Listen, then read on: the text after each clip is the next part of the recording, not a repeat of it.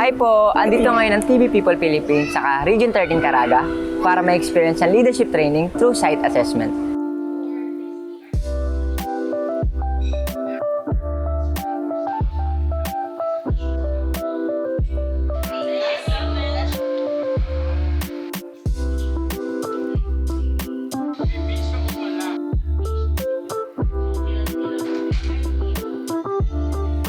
Hi, I'm Jerome Francisco, 18 years old from TB People Philippines, Community Officer.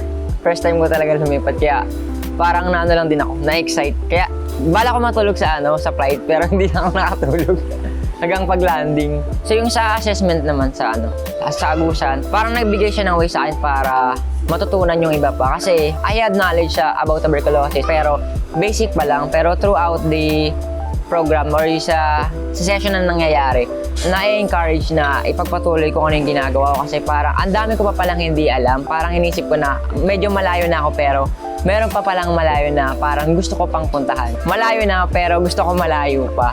Mag-open ako ng door para sa more knowledge, more opportunities na paparating sa akin.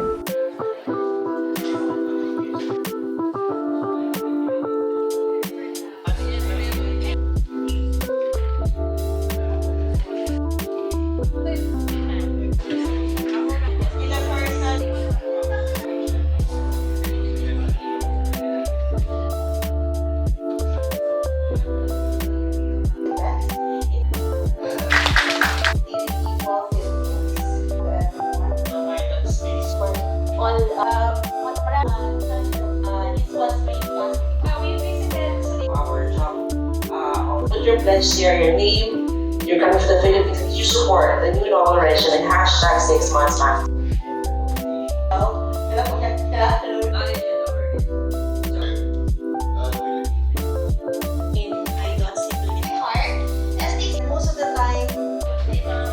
Layo ng mga biyahe.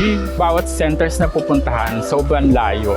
Hindi kaya ng isang ahensya solusyonan lahat ng problema.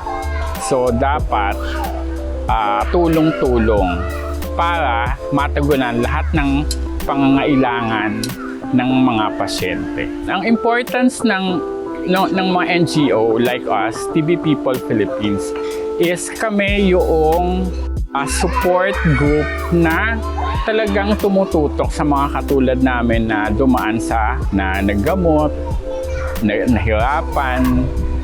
Ang importansya ng TB People creation ng chapter ng Caraga is kami po ang magsusulong ng social, economic, and legal issues ng mga pasyenteng may TB dito sa Caraga. Ako si Dr. Eric T. Montes Claros, Provincial Health Officer ng Surigao del Sur. Tibay ng Bayanihang Pinoy. Tibay ng Bayanihang Pinoy.